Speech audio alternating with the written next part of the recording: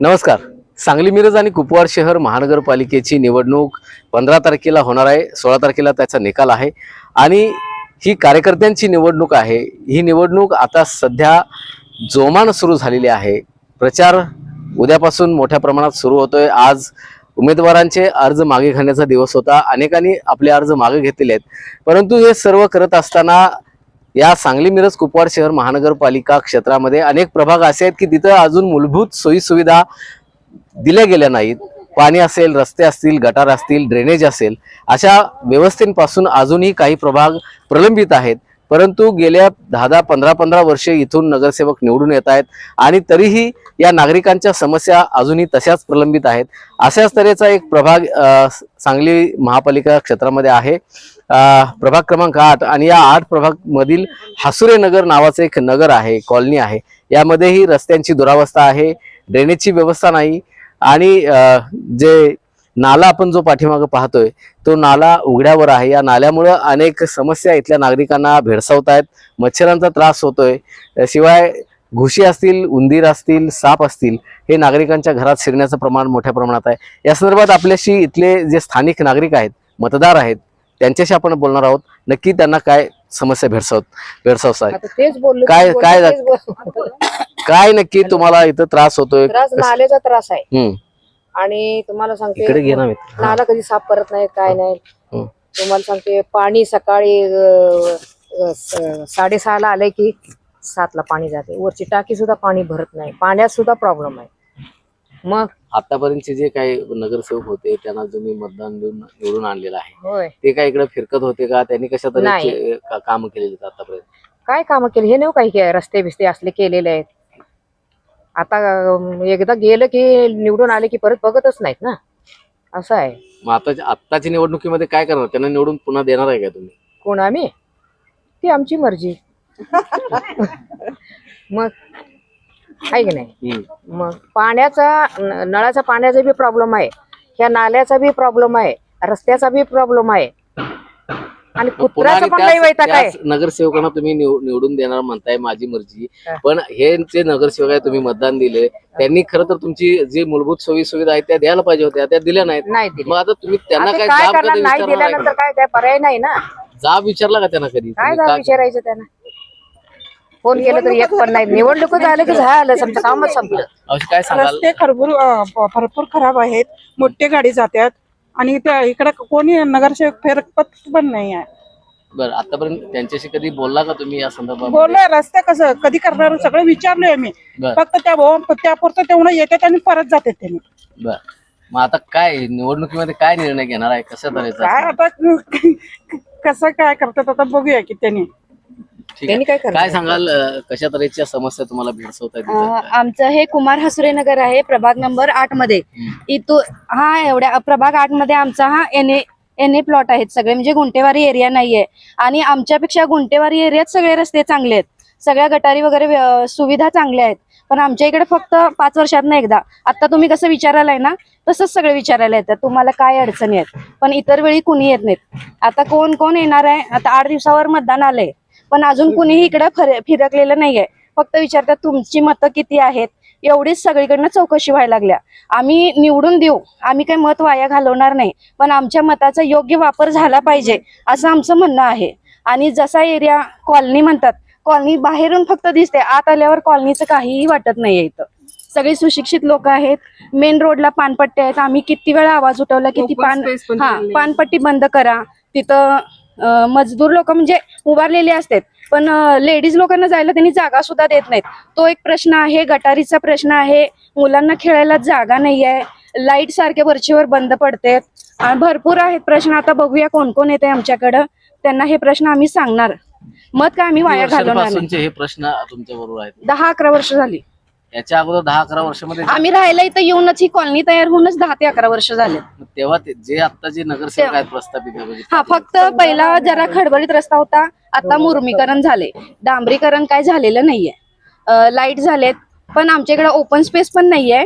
आणि मेन रोडला येताना जे जागा आहे ती जरा व्यवस्थित केली पाहिजे. आता निवडणुकीच्या काळात ते सगळे नगरसेवक असतील किंवा इच्छुक उमेदवार जे जे उभे राहिले ते तुमच्याकडे मतासाठी येणार आहेत. इच्छुक असं इच्छुकांची गर्दी भरपूर आहे, पण त्यातले 2-3 चेहरे आम्हाला माहिती आहेत. जेवढे बाकीचे आहेत त्यातलं आम्ही कुणाला ओळखतही नाहीत आणि ते अजून आमच्या दारातही आलेले नाहीत. त्यांच्याकडून तुमची काय अपेक्षा भरपूर आहेत, पण त्यांनी फक्त आमच्या रस्त्याचा आणि ड्रेनेजचा जरी प्रश्न सोडवला तरी आम्ही पुढच्या पंचवार्षिकला पण आम्ही त्यांना निवडून देऊ. नक्कीच. काय सांगाल मावशी, कशा तऱ्हेची या ड्रेनेज मध्ये ही जी अवस्था आहे ना, ह्या म्हणजे ह्याच्यामध्ये बाटल्या वगैरे खरकट पाणी सुद्धा टाकलं जाते. बघवत सुद्धा नाही. ती दुर्गंधी एवढी. पावसाळ्यात तर पाणी वरून वाहतंय आणि घुशी, साप, उंदर काय बघवतच नाही ती अवस्था. मच्छर, साप आणि पाणी पण थोडं जास्त वेळ सोडावं. पाणी थोडंच वेळ सोडतात त्यांनी. जास्त वेळ सोडलं तर 2 वेळा नको आहे आम्हाला, फक्त 1 वेळा, पण भरपूर पुरेल एवढं सोडावं. आणि कुत्र्यांचा वावर तर भरपूर आहे. रात्री रडतात एवढी की झोप सुद्धा येत नाही आम्हाला. काय सांगाल मावशी? काय हेच सांगणार आहे. इकडे बघा. कुत्र्यांचा खूप त्रास आहे. रस्त्याचा ना प्रॉब्लेम, गटाराचा प्रॉब्लेम आहे, नाल्यांचा मेन रस्ता नाही, पाणी नाही आमचा.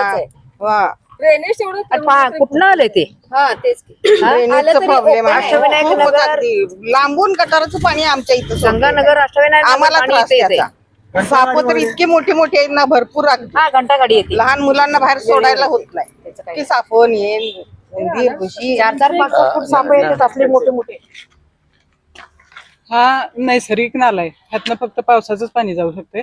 तर आमच्या इथं एनए प्लॉट आमचे असून गुंठेवारीतल्या प्लॉटवाल्यांचे सगळे 3-4 गल्ल्यांचं सगळं पाणी गटारीचं, ड्रेनेजचं इथं आणून सोडलेलं आहे. त्याला पुढं फ्लो नाही, ब्लॉक आहे पुढं गटार. वरून पण येणारं पालवीच्या पुढं बसण्याचं पाणी इकडे सोडलेलं आहे. ह्याला पर्याय म्हणून दुसरा एक आहे, सुतगिरणीकडे जाणारा एक गटारीचा मोठं गटार आहे. त्यातनं तिकडे पाणी सोडू शकतात. पण इकडं पण खाली पुलाकडे पण पाणी त्याचं जाऊ शकतंय. पण सगळं पाणी इकडेच आलेलं आहे. आणि हे प्रॉब्लेम हा इतका मोठा आहे. साप, उंदीर, घुशी खालून घरं पोखरायला लागले. मुलं छोटी छोटी खेळतात. गटारीत पडलं एखादं तर म्हणजे त्यातनं काढणं सुद्धा मुश्किल असते ती गटार. आमचा हा सगळ्यात मोठा प्रॉब्लेम गटारीचा आहे. आमची गटार ही बंदिस्त झाली पाहिजे.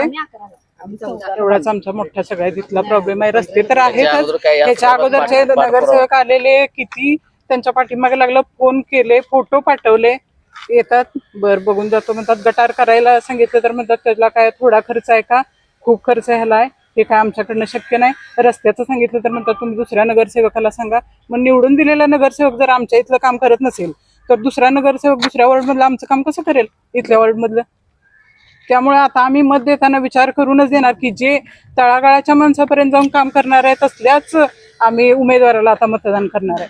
आम्ही मत आमचं वाया घालवणार नाही, मतदान करणार. खरं आता आम्ही समजून सगळं व्यवस्थित अभ्यास करूनच मतदान.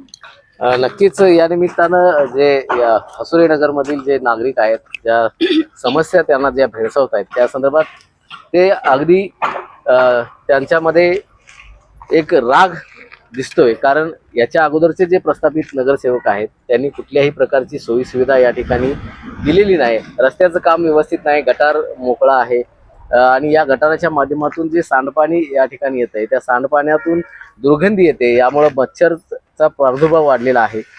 उंदीर, घुशी आणि सापांचं प्रमाण या ठिकाणी वाढलेलं आहे. त्यामुळं नागरिकांचं आरोग्य आणि जीवन सध्या धोक्यात आलेलं आहे. आपल्याबरोबर आणखी काही आहेत, त्यांच्याशी आपण बोलणार.